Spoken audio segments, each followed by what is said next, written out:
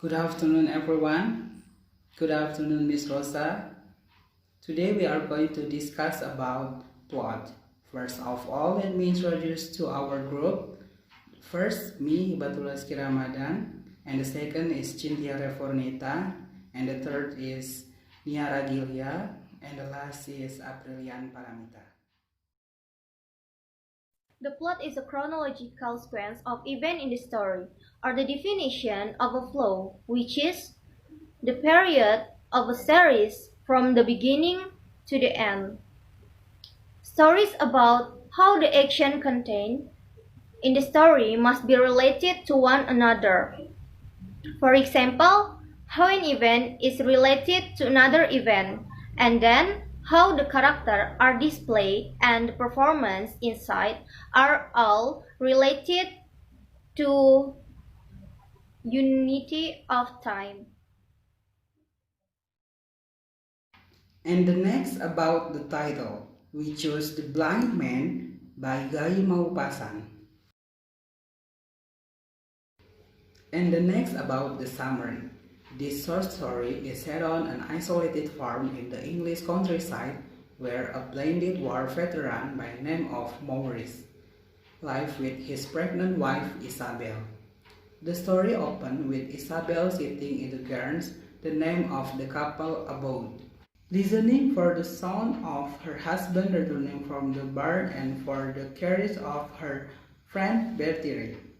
Beginning the story with Isabel listening rather than watching for the two men is Lauren's way of indicating that is Maurice's word, a word where one must employ different senses to understand their surroundings.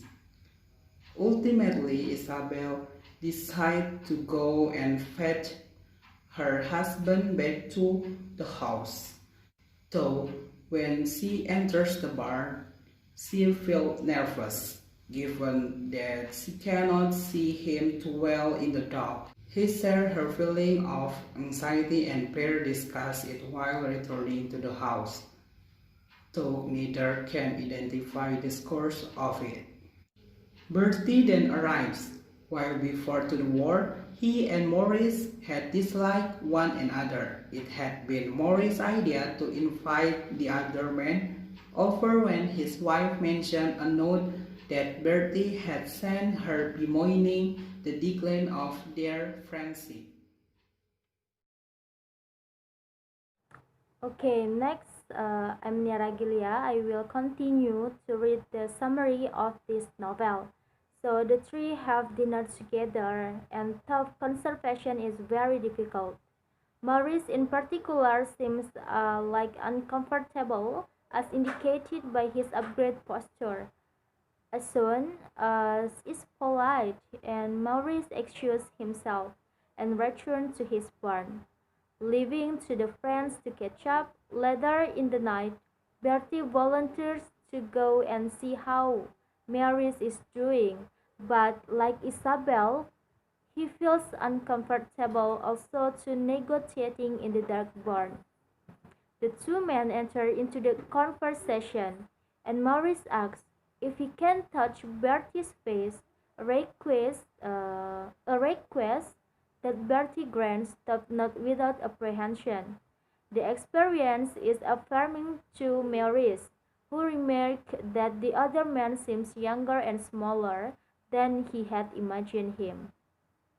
Maurice then asks Bertie to touch his care, thus demonstrating his heightened recognition of the world around him, as well as his understanding that Bertie, while able to adapt a situation, as in his agreement to be touched and touch Maurice in return, is psychologically is psychology fragile and nonetheless. When the repair returned to the house, Isabel immediately sees what her husband has not, namely that Bertie has been shaken by the experience and desire an immediate exit from an intimacy for which he was not prepared. So that's all from me. Maybe the next will be explained by April.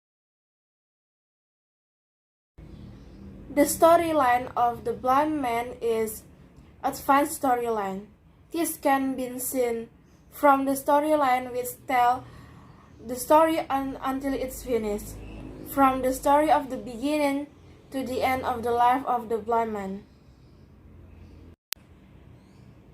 And the blind man have a quotation from the story.